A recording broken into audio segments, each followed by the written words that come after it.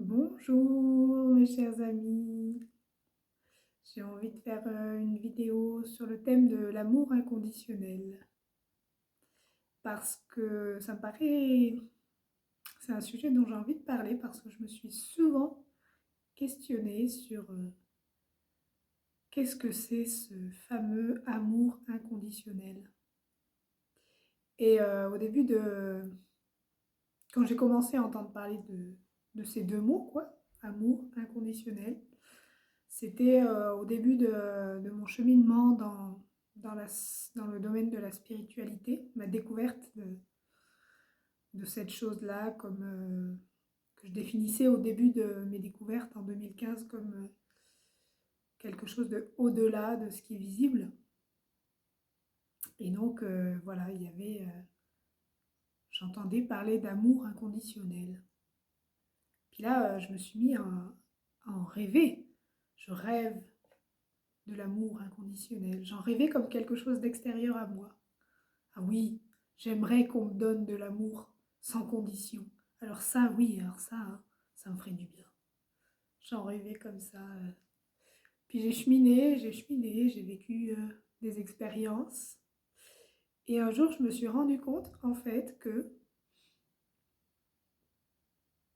euh, l'intention sous-jacente à mon élan d'explorer et de découvrir ces mondes spirituels, l'élan de ce qui était sous-jacent à l'élan de vouloir être plus ceci, être moins cela, vouloir rencontrer l'amour inconditionnel. En fait, ce qui était sous-jacent, c'était mon incapacité à m'aimer moi-même tel que j'étais dans l'instant. Et quand je me suis rendu compte de ça, ça a fait waouh, ok, bah, je vais me calmer là déjà, je vais me calmer. Ça m'a vraiment, ça m'a calmé quoi. Genre, je me suis assise sur ma chaise et puis je me suis posé des questions. Je me suis dit, ah là là là là là, non, je peux pas continuer comme ça là, il y a un souci.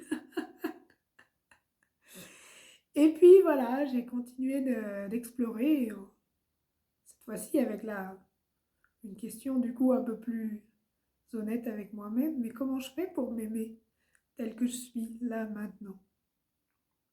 Et du coup, au lieu de, au lieu d'avoir envie de connaître plus de monde spirituel, de développer plus de perception, etc., etc., je me suis mis à dire, mais comment je fais pour m'aimer comme je suis aujourd'hui? Ça marche comment? J'y arrive pas. Et, euh, et petit à petit, en continuant mes explorations, à un moment donné, j'ai compris, j'ai vu intérieurement que j'étais déjà aimée sans condition par l'existence. Et que cet amour, en fait, il se manifestait d'une manière qui, pour moi, n'était pas vue comme de l'amour, en fait. En fait, je me suis rendu compte que l'existence, la vie, qui est une projection de ma conscience, me reflète exactement à chaque instant, de manière extrêmement fidèle et sans condition, me reflète ce que je projette. Et ce soutien-là, inconditionnel, dans tout ce que je projette, c'est-à-dire ce soutien inconditionnel de la manifestation de tout ce que je crois vrai à propos de ce que je suis, eh bien, elle est vraiment, elle est inconditionnelle. Il n'y a pas de condition, il n'y a rien qui altère ça. C'est tellement inconditionnel ce soutien et cet amour de l'existence que je suis même soutenue dans la croyance que je suis une personne qui ne mérite pas d'être aimée.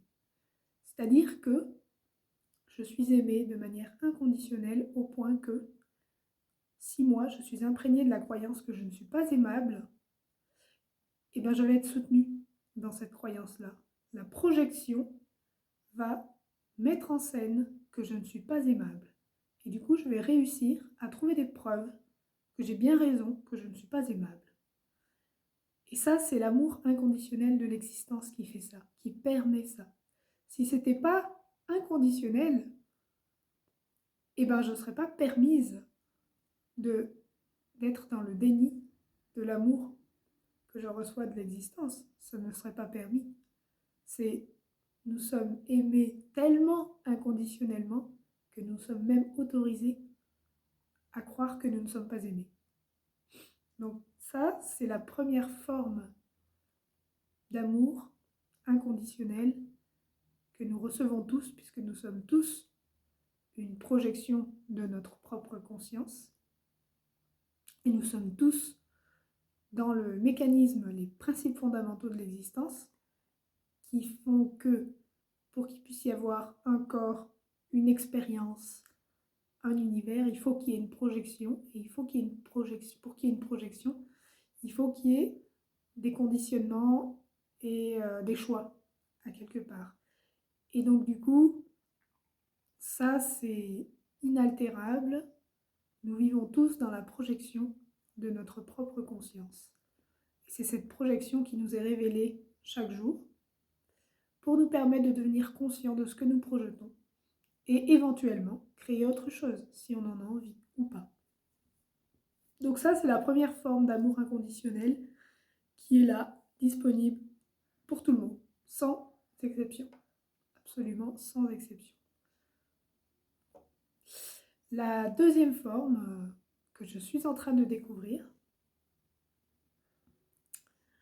c'est celle que je peux choisir d'adopter. Je peux choisir d'aimer sans condition. Depuis ma perspective humaine, je peux choisir de vivre toutes les situations que je rencontre au quotidien, de vivre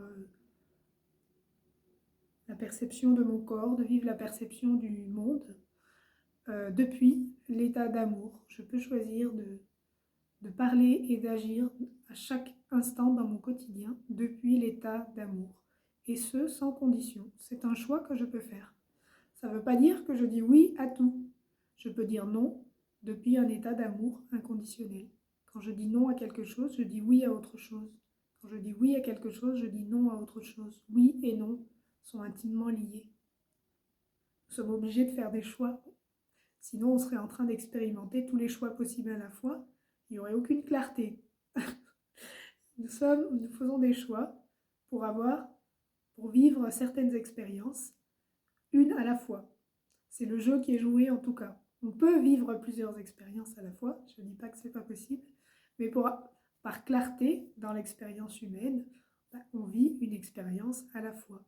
Et donc, on dit oui, on dit non. Mais ces oui, ces non, ils peuvent être exprimés depuis l'état d'amour inconditionnel. Enfin, depuis l'état d'amour, qui ne met pas de condition. Ah, pour cette situation, non, j'aime pas. Pour cette situation, oui, je déploie l'état d'amour. Non, nous pouvons choisir indépendamment de ce qui arrive, de vivre depuis l'état d'amour et d'agir depuis cet état. Et ce qui va se produire là, c'est que vivre à chaque instant depuis l'état d'amour, comme si on était amoureux avec la vie, la première bénéficiaire, le premier qui profite de ça, c'est nous-mêmes. Puisque cet état d'amour, il est extrêmement confortable à vivre.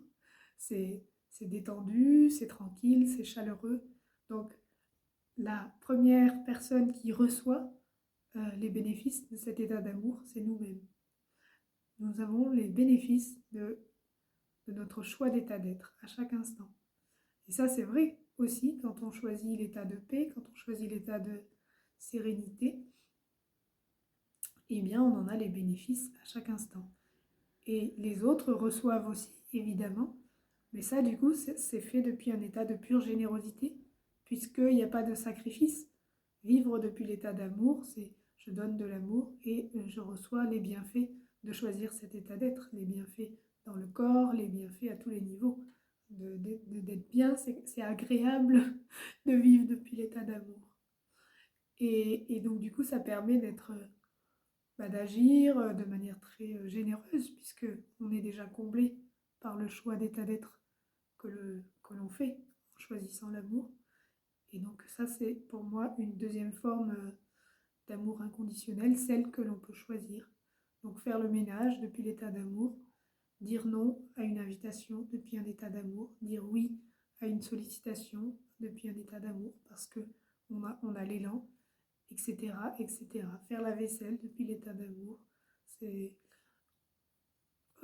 remplir sa fiche d'impôt depuis l'état d'amour, plutôt que depuis l'état d'agacement, c'est quand même vachement plus sympa, etc., etc. Et du coup, ça permet d'adopter un langage, non seulement c'est confortable pour soi, ça rejaillit avec toutes les personnes qui nous entourent, et en plus, dans notre langage de manifestation, on va s'orienter vers une réalité qui va nous refléter exactement l'amour qu'on se donne à soi-même. Donc il y a tous les avantages à choisir cet état et aussi peut-être à se demander, moi je n'arrive pas pour le moment à le vivre à chaque instant, hein, justement quand je suis en train d'expérimenter ça, d'exprimer ça, je me dis tiens, quand je l'adopte pas cet état d'amour, la prochaine fois je me poserai la question, qu'est-ce qui m'empêche de le faire? Pourquoi je choisis un autre état? Quelle est la logique qu'il y a derrière? Et d'aller tranquillement prendre soin de cette logique et d'y mettre la logique que je préfère, celle de simplement choisir l'amour pour le simple fait de choisir l'amour, parce que ça me fait du bien et que je préfère vivre comme ça plutôt que autrement. Et voilà, c'était tout ce que je voulais dire à ce sujet, c'est déjà pas mal. Eh bien, je vous souhaite bon voyage maintenant que vous êtes conscient que l'amour inconditionnel a toujours été là pour vous, qu'il n'est plus à chercher puisqu'il est là maintenant, qu'il n'est pas à chercher mais qu'il est à choisir.